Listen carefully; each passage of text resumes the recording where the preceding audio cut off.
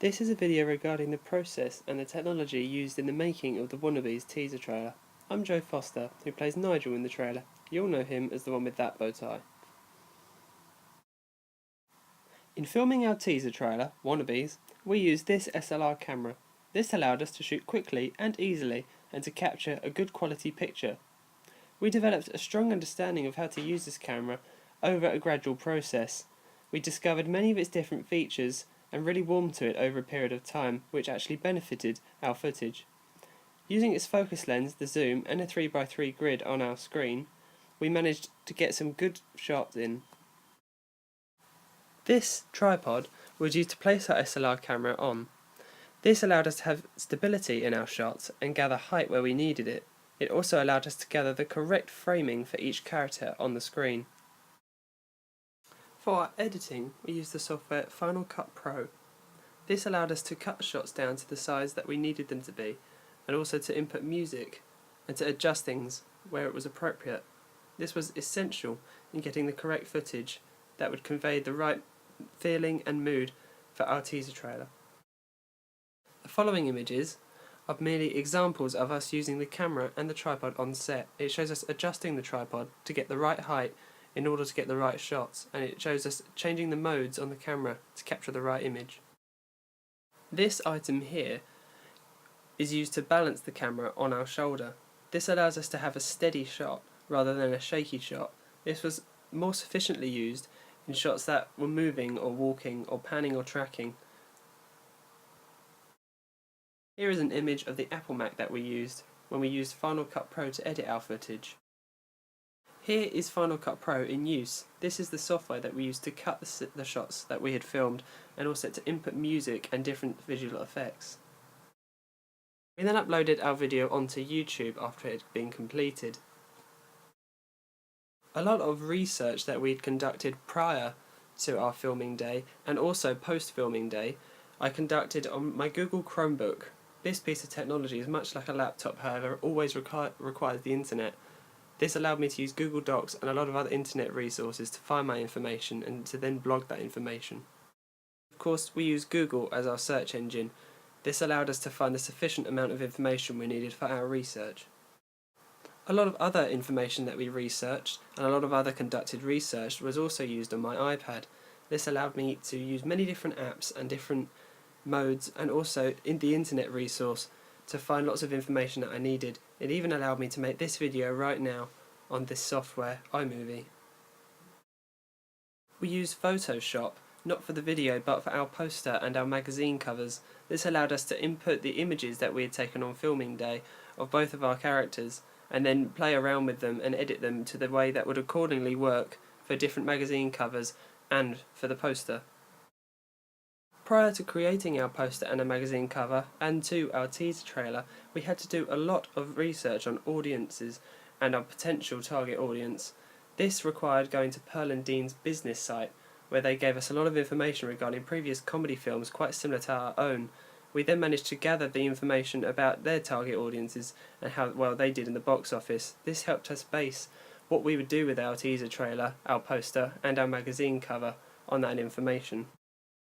And of course, the Apple Mac was used to gather a lot of that information too.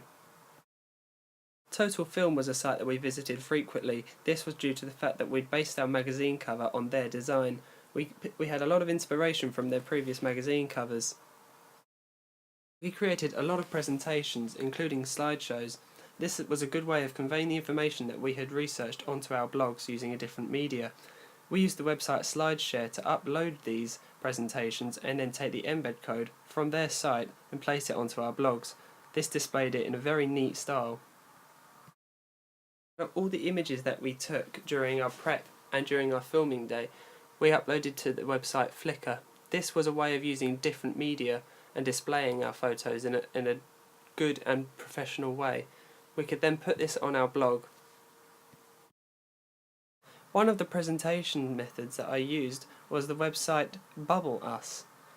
This was not a very commonly used website, so I thought it might be a good use of media.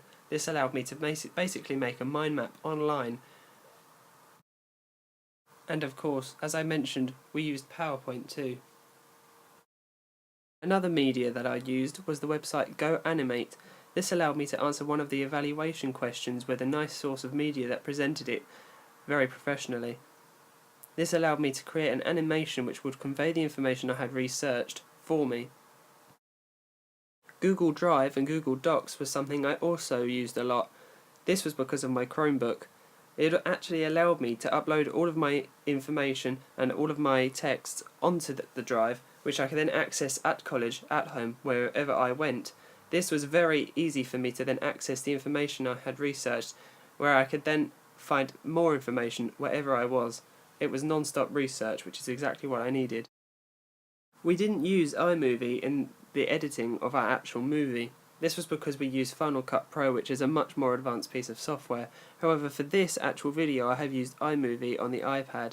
That is because it quickly allows me to upload images that represent the icons of all the different research tools I've used, and I can then put my voiceover over it, as I'm doing now, to tell you why I use them and how. We used the Empire website to gather information regarding their previous magazine issues, the way they style them, and also what they base their magazines on. This was because we couldn't really find a magazine that had made its cover issue representative of comedy. It also allowed us to look at film posters on their website. This was very important in finding the information we needed about how we would base our poster and our magazine cover.